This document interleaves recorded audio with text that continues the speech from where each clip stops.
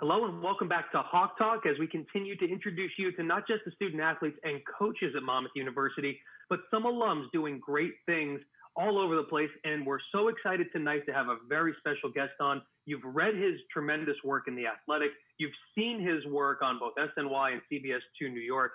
Before we do anything else, let's say good evening to my guest tonight, Monmouth alum Connor Hughes joins us. Connor, how you doing tonight? I'm doing well, man. I'm doing well. How you doing? I'm doing very well, and this is maybe the busiest time for you, so we appreciate you being able to give us just a couple of minutes. Obviously, covering the New York Jets for The Athletic and all the other great work you do keeps you so incredibly busy. We really appreciate a few minutes. Yeah, absolutely, man. Yeah, you hit the nail on the head there. Like right now, the Jets always keep it interesting. It's always interesting covering this team, and it is certainly no different this year with the short week coming up in that Thursday night game too.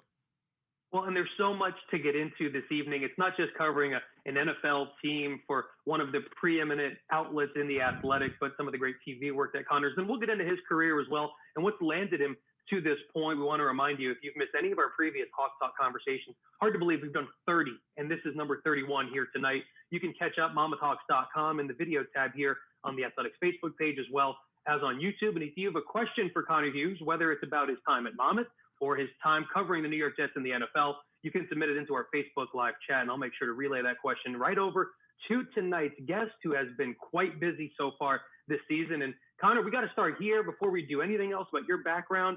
How in the world do you cover a team where access is the most important thing during a pandemic? It must be impossible. Yeah, it's weird, man. I'll be honest. Like, it was kind of like, I guess my first experience of like COVID covering an NFL team actually came for the draft, because I covered, actually, when I was at Monmouth University, I covered my first NFL draft. It was, I was doing some like freelance work for Big Blue Interactive and SB Nation, and it was the year the Giants took Beckham. So I was at the Giants facility doing it. And from that year in 2014 all the way through, literally from that year on, I've covered some form of the NFL draft. And covering the draft in the NFL, it's all the same. Like, basically what you do is you go to the team's facility where you cover them. You're in the media room. There's a bunch of TV set up. You're watching TV with all the other reporters.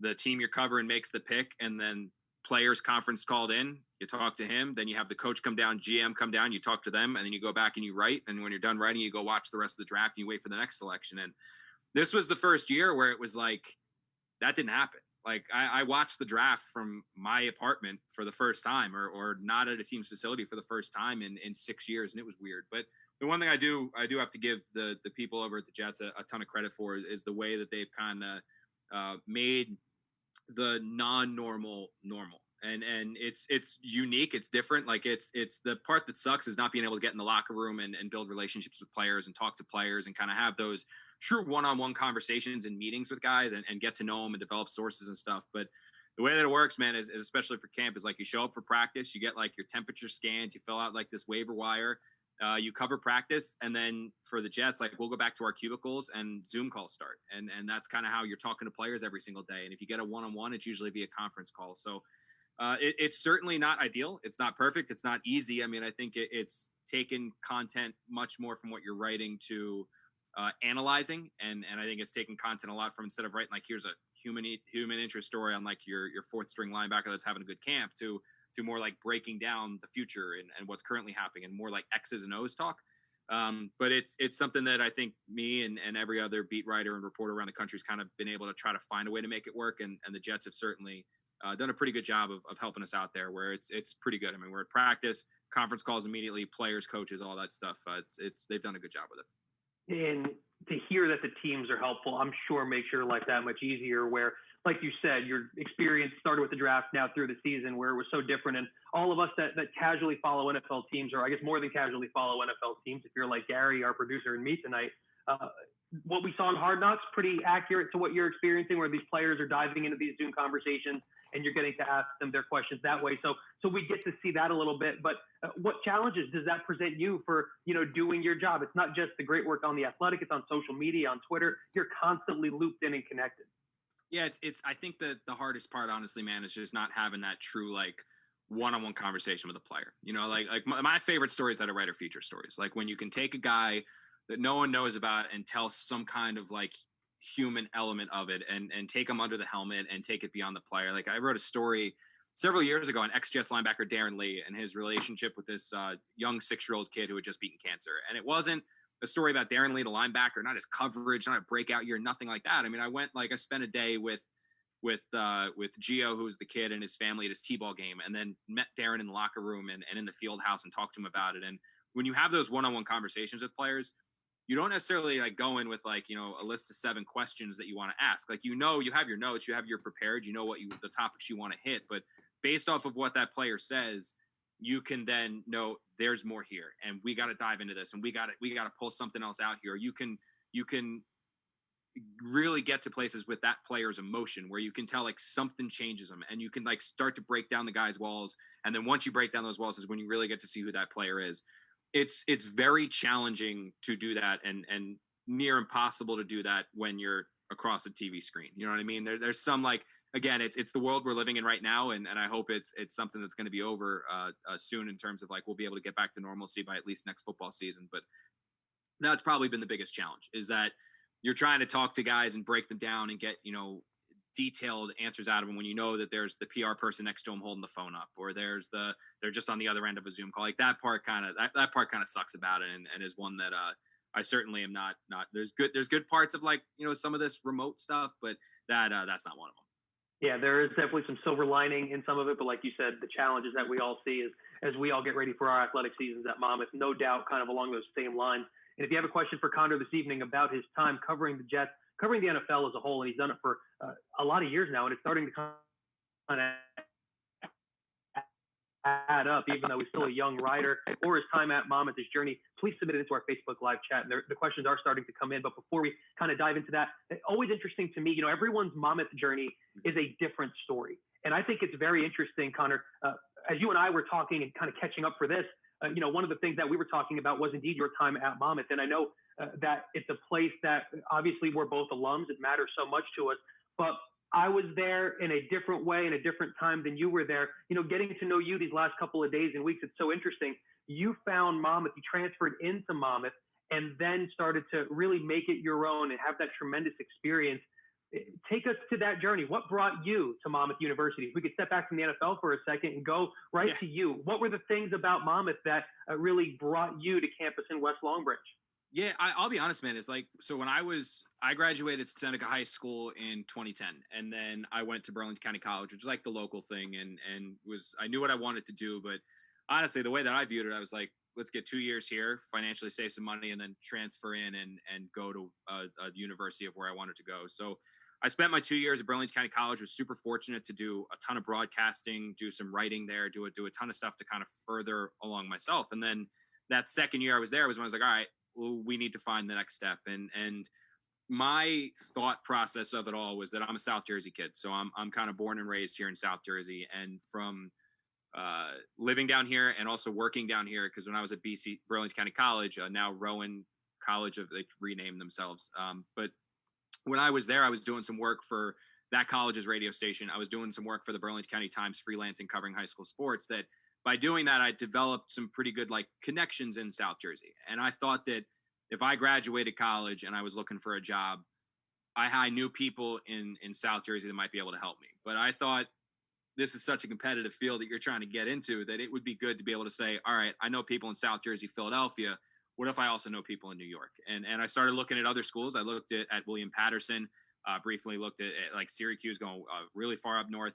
And then I actually had one of my best friends from college went to Monmouth University, and I had come and visited them before, and I'd seen the campus. I always thought it was so beautiful and stuff. And I was like, all right, well, do they have like what I'm looking for? And at the time I was kind of like gung ho into, I want to be a broadcaster. I want to be a play-by-play guy.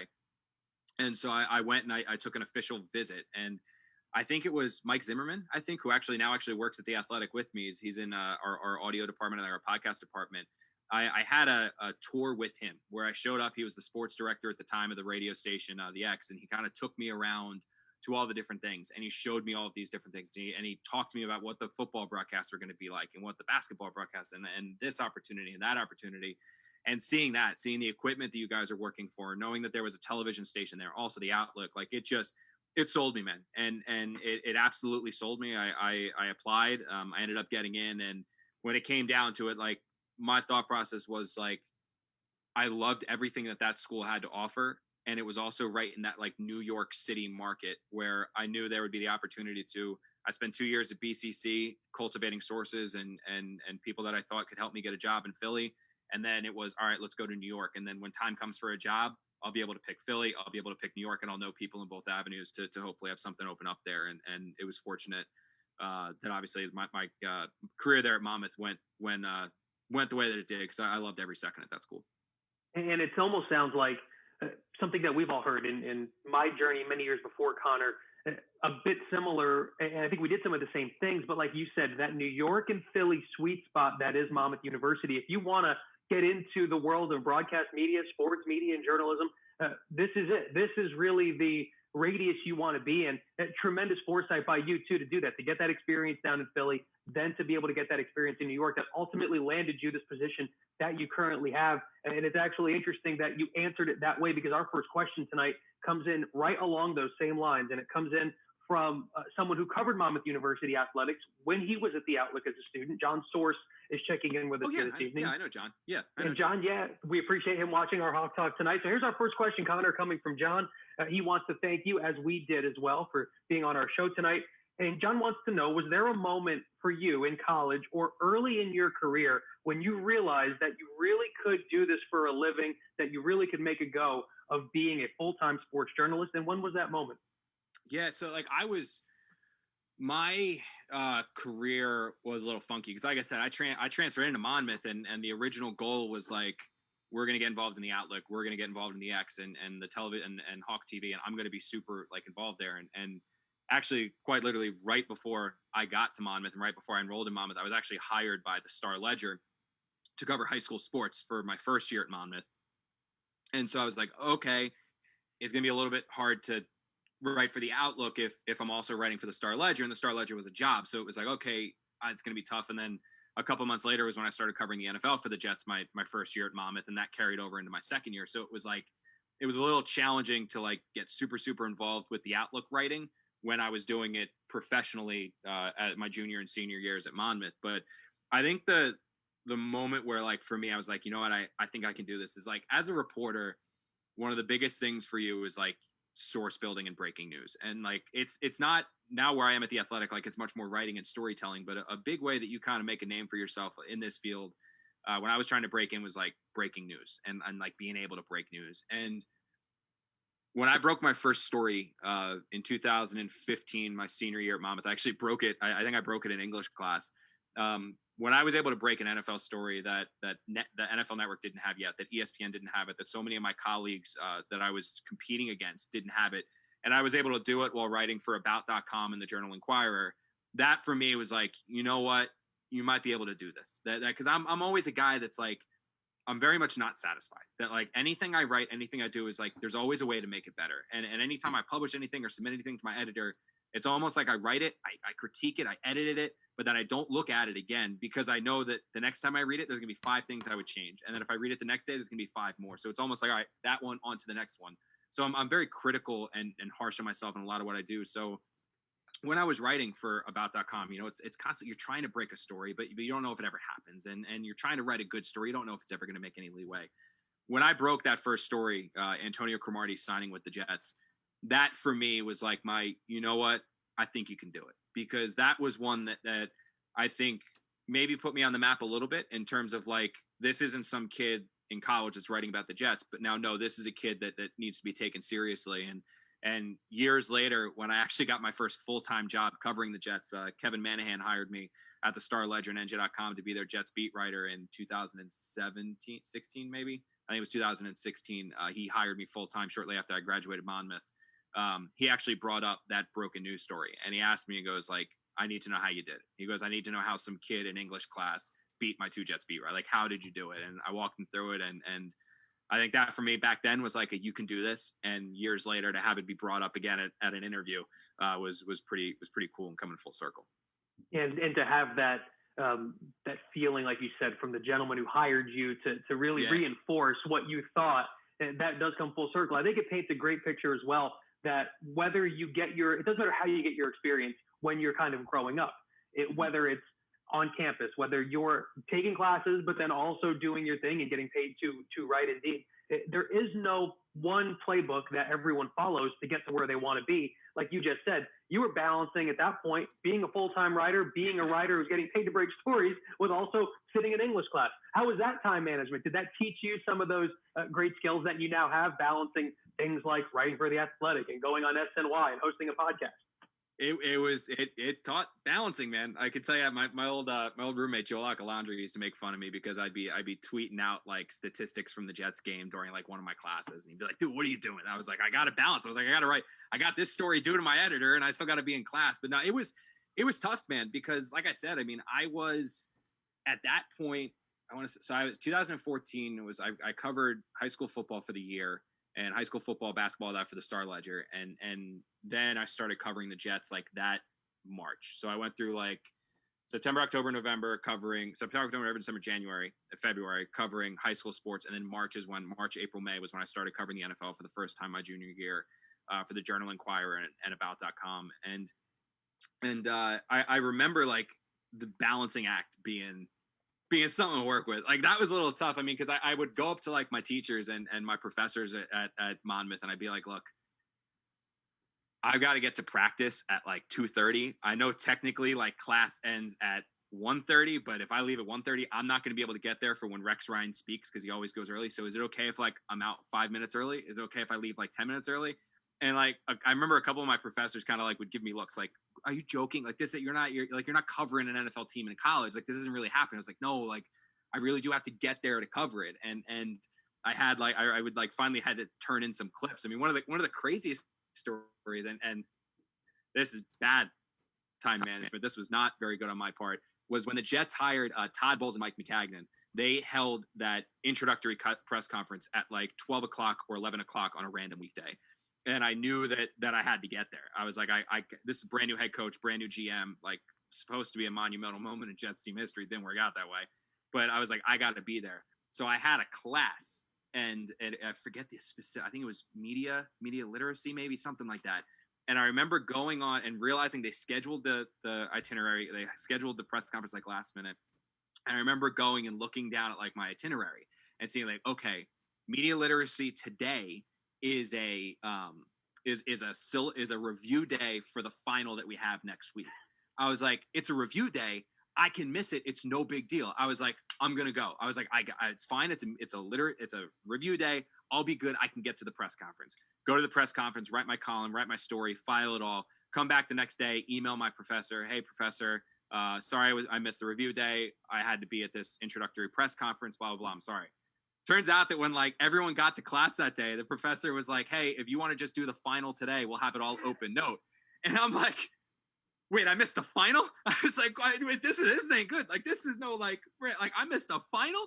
And then he goes like, he didn't believe me. Like again, like he thought I was just like some kid that like had a little too much the night before and just didn't show up to class. I was like, "No, I was at the introductory press conference with the coach and GM. Like I'm so sorry. Like I did not mean to." He ended up letting me take it. Like I think he docked me like 10 points or something like that for the next day. But I mean, it was tough, man, because it was literally like going to professors and saying, "You mind if I get out 5 minutes early so I can get to practice?" Or "Do you mind if I do this?" Or there were days where it would be a review day, and as the review is going on, I'm taking notes on the review while also writing a story on the Jets and what's happening, and writing a feature or transcribing while doing like it was a lot of multitasking. I'm a terrible multitasker, so I have no idea how I pulled it off. But luckily I did. And like I said, it kind of all came full circle a little bit when I actually broke a story in the middle of class, or I think it was either on the X or I was in the middle of English class. I forget which one, but that was something else. Like that was a trip. Yeah, well, you gave the example of the missing of the final, but I think the bigger takeaway there is the ability to break a story while in class, which kind of led you now on this career journey of yours. And as the questions continue to come in for Connor, we get right back to them. We still have a whole bunch to talk about here on this 31st episode of Hawk Talk, but the next question comes in from actually a grad school classmate of mine, Kevin George. Kevin, we appreciate you watching our Hawk Talk here tonight. He wants to check in and mention first before the question that he's a big fan, and he mentions, and it's on my phone, so it's real. He mentions that, in his opinion, The Athletic worth every penny for the access that he gets. So, Connor, along those lines, he wants to ask how it is like working at The Athletic. It was such a different model of journalism when it launched a few years ago. Kevin, myself, Gary, who's producing tonight, so many of us subscribe to the tremendous coverage. How is it working there? Thank you, guys. I really appreciate that. And I'll be honest, man, like when I was very content where I was. So when I was in college, I wrote for About.com and the Journal Inquirer. And then late, I was picked up by the USA Today Sports Media Group, I think like my midway through my senior year. And those were the outlets that I covered the NFL for. I did that for a few months after I graduated, and that's when I was hired by the Star Ledger and Kevin Manahan and NJ.com. And that is, man, I've got my first front page article from when I covered high school sports, and I had my first front page one. And then when I covered the Jets, I had my first front page one from the Ledger on my wall, because that was my paper I read.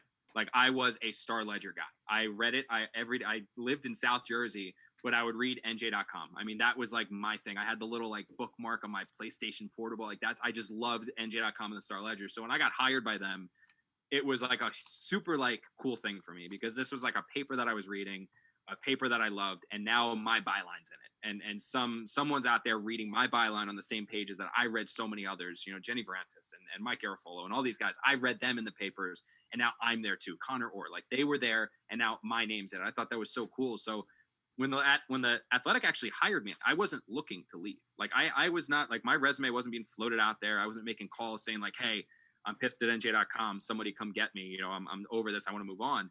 I got a call or a direct message from Paul Fitchenbaum, who was the guy who was the chief content officer over there. And I had understood that they were branching out into New York. And he reached out and said, hey, Connor, my name is Paul. I've been following you for a bit. You mind talking? I just want to tell you a little bit about what the Athletic's like. And at the time, the Athletic was not in New York yet. I thought, or maybe it had just launched with like a Knicks page and the Rangers, I think. But that was literally it.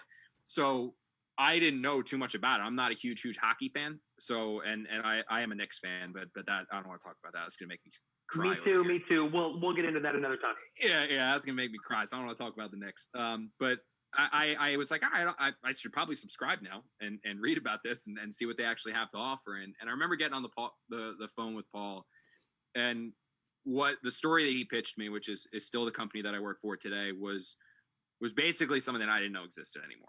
I had worked for all these outlets that were so page view centric. And so we need clicks and break news to get clicks, that writing like stories had fallen to the wayside. It wasn't so much about like telling the cool story, like that Darren Lee story, or telling the huge background story on Joe Douglas, or I wrote a story when Baker Mayfield, Josh Rosen, Josh Allen, and Sam Darnold all came out, where all I did was talk to their high school coaches for all these anecdotes on like what, like those stories weren't really a focus because they didn't get as many clicks. And what Paul was saying was like, you're right, that's not going to get the clicks. But what we found is very much like Netflix, that if you put forth quality programming and quality content, people will pay for it. And we believe that if you put forth quality journalism, quality stories, really meaningful stories, people will pay for it. And in my opinion, I was like, you're literally singing to me right now. But like, I've spent the last 5-6 years of my career since I was at Monmouth, like basically being told this doesn't work. This is a fake world. And obviously we ended up getting to like the contract talks and all that stuff, but they hired me. I bought in, I believed them. And we're through 2 years now, going on my third year working there or into my third year working there. And it is taking the extra second and writing a story that matters, calling the extra person. It's not about getting it up right now. It's about how can you make it better if you publish it in 2 hours. It's having an editor in Chris Darrow, who I work with daily, who is genuinely reading over every single one of my words to make me better. And it is honestly, it's like people talk about like, oh, like company's great. And everyone says that. And you're kind of like, okay, how you're just speaking the company line. No, like genuinely as somebody who wants to write good stories and wants to write stories that matter, finally, that's the focus. That's the goal. That's what they want. And I think it's given me an opportunity to take where I was, because I'm still young, man. I'm only 28. So it's not like I'm super polished and advanced. I'm still getting better. I'm still improving. I hope I'm getting better, and I hope I'm improving. And they gave me the opportunity to really learn and grow and really come into my own. And I think I'm a much better writer, journalist, and reporter now, certainly than I was a few years ago. And a lot of that has to do with the people I work with at The Athletic, but also working for The Athletic. And I think that hearing that is refreshing to people like us who do love that, there is an artistry to covering teams, to covering leagues. And, to hear that it's alive and well. And like Kevin said when he asked that question, so many of us that already subscribe, we know that, but to hear that reinforced it definitely feels good as we speak this evening with Connor Hughes, who covers the Jets for The Athletic, also appears regularly on SNY, CBS 2 New York. The questions continue to come in for Connor, whether about his time at Monmouth or now with The Athletic, being in the New York market, being in the New York media. And Connor, I'm curious, as we start to kind of get into your professional career now, there's been so many great opportunities for you to break stories, for you to cover things like the NFL, like the draft and everything else. But when you look back at your career that is really just underway and starting to now, flourish, is there an athlete that stands out to you that you really enjoyed covering that would give you, that great answer every single time? Right before we came on, we were talking about some New York Jets stories, but as you look back, and maybe it's a current athlete, maybe it's one over the last couple of years, but who were maybe one or two that you look back and you're like, man, they were just a quote machine. They were great. Oh, dude, the number one's Austin Seferian-Jenkins, the former Jets tight end, played 2 years there, former Buccaneer. That guy was a quote machine. Like, that dude, all you had to do was walk over and say, Austin, you got a minute, flip on, and he was going to fill it up. Like, that dude was going to take whatever you wrote or whatever question you asked, and you were going to have to bleep out several expletives in there, but he was just going to absolutely fill it up. I mean, he was if you're looking for a quote machine, Austin Seferian-Jenkins was it. If you were looking for a guy that was a great conversation, somebody who was one of the nicest people that I have just ever covered in my life, it's Josh McCown, the Eagle quarter long. I mean, he's actually played for like a million teams, so I can't even associate one with him. But he spent 2 years with the Jets, and that was a guy where he wasn't always a quote machine. He was always somebody you could go to talk to, but just as a person, he was like the nicest. Like, I remember there was one OTA where we're in the locker room for an hour practice, where I had already got my quotes that I needed. I was like the first day we were in the locker room for an OTA, and I was like in by the door and like waiting to leave, and there were like 2 minutes left of locker room access. I'm ready to get back right, head home, and I hear like, "Hey Connor, how you doing?" Like, talk over my shoulder, and it's Josh, and he's like, "Hey man, how's your summer been? How's Bree, who's my fiance now, girlfriend? How's Bree doing?" Like, just like one of those dudes who he cared about you, like more than, and that's so rare. Like that is so rare in today's NFL. That he's just, I'll never forget covering him. But quote wise, Austin Seferian-Jenkins, no doubt. Sheldon Richardson was another good one if you caught him on a good day. Brandon Marshall was unique. Josh McCown's great, and current Jets, I think Jordan Jenkins is one of the better guys to go up and talk to. I mean, he's an incredibly nice dude.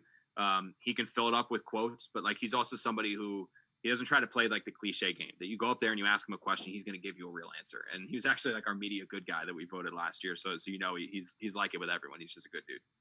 No, it's so interesting to hear. And I think, as you mentioned earlier, having the ability to get into the personal relationship, get to know some of these guys. That story about Josh McCown really is, that's a great one. As we talk with Connor Hughes from The Athletic, and just briefly want to remind you that tonight's Hawk Talk episode is brought to you in part by the Monmouth Medical Center and RWJ Barnabas Health, an RWJ Barnabas Health facility and the official healthcare provider of Monmouth Athletics. Visit rwjbh.org/Monmouth for more information on how you can be healthy together with us. Connor, as we get to really understand how it is now that you get to cover this New York Jets team, I want to dive into a little bit of the other work that you do too, being able to jump on SNY and to be able to jump on CBS and to be able to host the Can't Wait podcast. You mentioned it earlier. You've done play-by-play. You've done a little bit of everything in this media world. So when you get to do, those TV hits, when you get to do that side of the media world as well, how is that going? Because obviously journalism is kind of where you were, where you started, but now to branch off into that, how exciting has that been to be able to call some of those great folks your colleagues as well? Yeah, that's the crazy thing, man, is like, I didn't actually start in journalism. Like, that wasn't what I wanted to do. Like, when I was a kid growing up, I mean, like I said, play-by-play is what I wanted to do. I was the kid who would turn off the audio of his Madden game and do the play-by-play commentary over top of it. Like, that's what I wanted to do. And I enrolled at Burlington County. I actually got a chance to do the play-by-play for my local television station in high school, GETV. I did the play-by-play for all of our sporting events. I enrolled at Burlington County College and immediately got involved in the radio station there, Z88.9, and I was their color commentator for football, and I was their play-by-play for basketball, and that is what I wanted to do. Like, I was going to be the next Bob Papa. I was going to be the next Joe Buck. Like, that's the role that I wanted to have. And my second semester at BCC, I want to say, I actually had a professor, a history professor of all things, who, like, that first day put us all into classes based off of, like, our majors. So, like, if you want to do play-by-play, you're a communications major, and anyone who's a communications major knows that cluster is massive. So there's like 400 million things you could do within communication. So after he put us into study groups based on our majors, he went around each person and asked what you wanted to do. And when he got to me, Robert Koval was his name. I was like, hey man, my name's Connor, I'm comm major. I want to be a play-by-play guy. And he goes, that's really interesting. You better learn to write. And then immediately went to the next kid. And I went up to him after class and was like, man, I don't think you heard me. I said, I want to be a play-by-play guy. And he said, go find me one play-by-play person that doesn't have some form of a background in writing, some form of a thing doing PR releases or even covering the game and writing recaps after, some kind of writing background.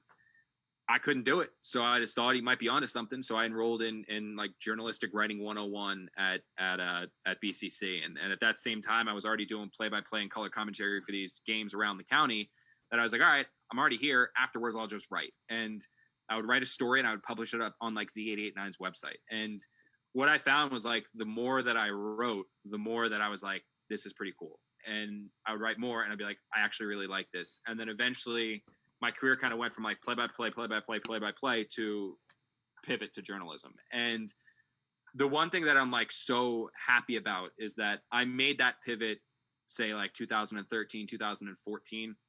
We're 6 years later. I'm well into my career doing this field, and I get to say that I do literally everything that I love. It's that's kind of like the coolest part about this is that, when I was at BCC and when I was here at Monmouth, I had my radio show. I did my writing and I did my radio show, and I called games when I was at BCC, and I called a game here at Monmouth with Joe Lacalandra, and I wrote stories then, and I write stories now, and now it's literally everything I ever wanted to do. Back when I was a kid, back when I started saying, I kind of like writing, I get a chance to do it all.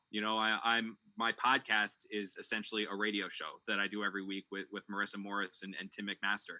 I do radio hits on WFAN and ESPN all the time. That like television play-by-play love, I don't do play-by-play, but I'm brought on in a normal year when it's not a pandemic all the time on SNY to debate and to host shows and to talk about football. And then every day or after every single Jets game, I go and I do it for CBS. And I've been on NBC with Bruce Beck too. So I loved television and broadcasting when I was younger. Now I'm doing it now. I fell in love with writing when I was in college. I'm doing that now. I liked the radio aspect of it.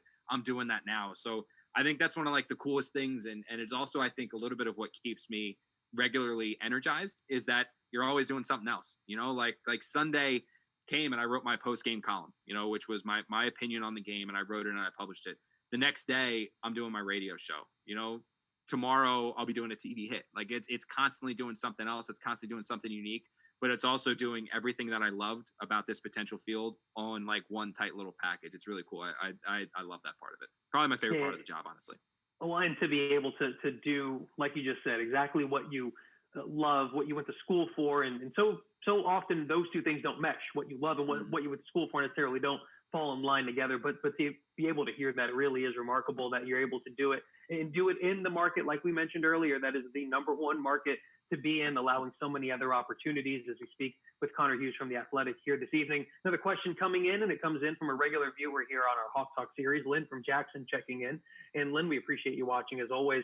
And she wants to know, Connor, and I think this is a good question, what is your favorite game or moment that you've covered so far in your career? Oof. That's a good one. I would actually say there's kind of like, so my favorite one's a little bit different than my crazy one. And like my craziest one was the day Geno got punched. Like the day that IK and Polly punched Geno Smith was the wildest day of my career and probably will always be, because it was like a normal training camp day. Geno was having a good summer and we're all in the media room. And then out of nowhere, Todd Bowles just walks into the media room. And like, that doesn't happen. Like he spoke after practice, and this is before we go out to practice. And he walks in, somebody made a joke with him, like, what, did you miss us, Todd? And Todd rolled his eyes and goes, you guys aren't going to want to miss this.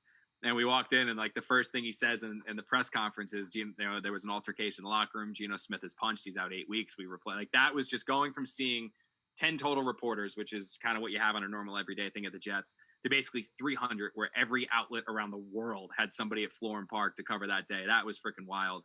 But I think one of my favorite moments, I'm trying to think of the games, like the one where the Jets beat the Patriots to keep their playoff hopes alive in 15 was pretty crazy, just because of how that team had rallied together and come together. Darnold's first start was something crazy when he beat the Lions. I think that was a pretty wild one. And one of the coolest kind of games I probably covered, and everyone always connects these dots. They say I'm a South Jersey kid and I grew up an Eagles fan. I'm not an Eagles fan. Like I'm marrying an Eagles fan. I'm marrying into an Eagles family, but I'm not an Eagles fan. But I got a chance because the Jets were eliminated to cover the Eagles on their road to the Super Bowl. And I remember in the NFC Championship game where they beat the Vikings, my assignment was fans. My assignment was like, go get me a story on the fans, celebrating if they win, or oh my God, we did it again if they lose. And I went out with a photographer, and I think my editor half expected there to be like riots, because that was right after they were punching police horses and like all this, like all that craziness going on. He expected that, and like there wasn't. It was like super, super tame. And I'm walking around trying to see people like celebrate. There are a couple like Eagles chants, like all that stuff, nothing crazy. And I'm like waiting for like a story. Like I'm like, I have nothing right now, and I'm gonna have to go back and write it. And I'm gonna get chewed out by my boss that he sent me on this assignment. I don't have anything. And as I'm ready to basically give it up, I'm like walking in the parking lot back to the stadium, because I went out in the parking lot trying to find fans. And as I'm like walking back, this door of like a Toyota Corolla or something flings open. This guy runs out of his car, gets on his knees, throws his hands up in the air, and goes, "We're going to the effing Super Bowl." And obviously didn't say effing. And he just he's not with anyone. There's no one else in his car. It's just him sitting in his car, and he flings it out. And like that was immediately like, well, there's my lead. And so like I walked up to the guy, I was like, "Hey man, you got like 10 minutes to talk?" And I talked to him just about how, you know, he just remembered the NFC Championship losses when they were like with McNabb, and then, you know, now he was there, and I talked to him, and then I found, you know, an older guy who had lived through it all, and he was talking about it, and like the story really came together. But that was, you know, that was a game. Like I'm not an Eagles fan by any stretch of the imagination, but to go to that game and then write something about the game but not the game, I thought was one of my favorite moments. I really liked that. I thought that was cool. Well, and if you can only imagine, by the way, that's how the Eagles fans were reacting to when they had that opportunity. It happens to the Jets in the near future. You're in store for that, plus I'm sure a bunch of other craziness with how that fan base is, you know, obviously starved to get back to where they were in the glory days of the 60s. As we speak with Connor Hughes here this evening from The Athletic, you know, great questions coming in, but I have to ask about the Monmouth connection currently with the Jets. Obviously, if you follow the NFL, you know that they signed Chris Hogan in the offseason. It's been a wide receiver core that has been depleted with injuries, but I know, like you said, your access there is limited. It's interesting, both your story and Chris Hogan's story, the non-traditional Monmouth stories, but have you had the opportunity to speak with Chris, and have you had the chance to, I guess, be around when he's around? Yeah, aside from just Zooms, like that's kind of like the crappy part is that once they signed and we got a chance to talk to him with Zoom, obviously I threw like a million, you know, Go Hawks, MU Hawks references as soon as he got it. I mean, anytime anything happens with the Jets and Monmouth, like I'm beating that drum. Especially like when they had Neil Sterling for a while, I was beating that drum. Neil and I graduated together, so like that was kind of cool. But I haven't had a chance to talk to him one-on-one. I've seen him though, but like what he is what he's advertised. I mean, he's a no-nonsense player. He's got a massive chip on his shoulder, and he's out there just kind of trying to prove everyone wrong, and you can tell it. And he's a little banged up right now, a little hurt, but I mean, he's kind of come into a receiving core that's banged up and hurt anyway, and become one of Sam Darnold's more reliable weapons. And it's kind of cool to see him there again, because I remember when I went to Monmouth, I think it was after he had become what everyone was calling him, like 7-Eleven, like when he was on Hard Knocks and stuff like that. So it was after all that had happened. And to kind of now see him be like the Monmouth connection is great. I mess around. I joke with Adam Gase about it. I've joked with Joe Douglas about it, that like, you know, Jets want to get back to the Super Bowl. They just got to add more Monmouth kids. Like that's what they got to do. Add some of that Monmouth excellence in there, and they'll be holding a Lombardi trophy in no time. Well, you and I talked about it during the week as we got ready for this. That run that the Monmouth football program is on right now, it's been tremendous. A couple of appearances in the FCS playoffs, the Big South Championship last year. Anytime you want to come back down, we'll save a spot for you at Kessler Stadium, just so you know. Oh, I got to get back, man. I always love coming. The beach, the restaurants there, man. That's something I genuinely miss, because like one of the coolest parts about Monmouth was like you're a beach town, right? So like there's so many awesome, unique restaurants and cool like bar scenes and stuff like that. That when I would be at Monmouth, you know, I lived off campus, but like when I would be there with my roommates and be like, you guys want to go out to eat? Like there were like a million options to go to, and I would go visit my then girlfriend, now my fiance, at TCNJ, and I'd be like, all right, so like what restaurant you go to for dinner? And there were like 3 options. I was like, man, I got like 15 options in any direction at Monmouth. Like this is great, and they're all good, they're all unique. So any chance I can get to come back there. I know I've come back for a few career days. John Morano's brought me back for those. I'm always loving a chance to get back to Monmouth, so I might take you up on that. Well, always, it's a standing invite whenever you want to come back down. And the questions continue to come in. Again, if you've missed any of our previous conversations, or if you missed any of tonight's conversation with Connor, you can catch up in a variety of places. MonmouthHawks.com always is your hub for that, as well as a video tab right here on the Athletics Facebook page. whether it's been covering tremendous athletes and coaches in the NFL, Connor, I have to ask, because I think it's so interesting. You're obviously a very ambitious person and someone who, when they identify what they want, they're going to go get it. Like you mentioned earlier, sitting in class, doing your work, balancing all these different things. Is this where you see yourself now? And then maybe what's down the line for you? I know you love where you are. You speak glowingly of the Athletic. So many of us subscribe. It's phenomenal. But I've got to ask, what's I guess down, the pike for you in your career? And is this where you maybe saw yourself at this time? This is where I always dreamed of being, man. Like once I kind of started going through college and doing what I did, I always said, like, I want to be a beat writer in a major publication. Like, that's what I want to do, is a beat writer, in a major publication, accomplish that career goal, and then kind of figure it out. And I think that's where I am now, because this field is always, it's climbing a ladder. It's climbing a ladder. It's constantly improving. It's constantly looking for the next opportunity. When I got hired at the Athletic was when I was like, all right, I got hired by them when I think I was 26. Yeah, I think I was 26 when I got hired by them. I was like, all right, keep my job. Like, that's the number one goal right now, is don't do anything, get fired. Like, keep your job. Don't breach the contract. Like do your job and stay employed. But I think what my goal was, like, get me to 30 doing this. And then once I got to 30, 31, 32, I think that's when it was like, all right, let's now evaluate where we want to go. Let's evaluate where we think we want to go within my career, because I'm right now the beat writer, right?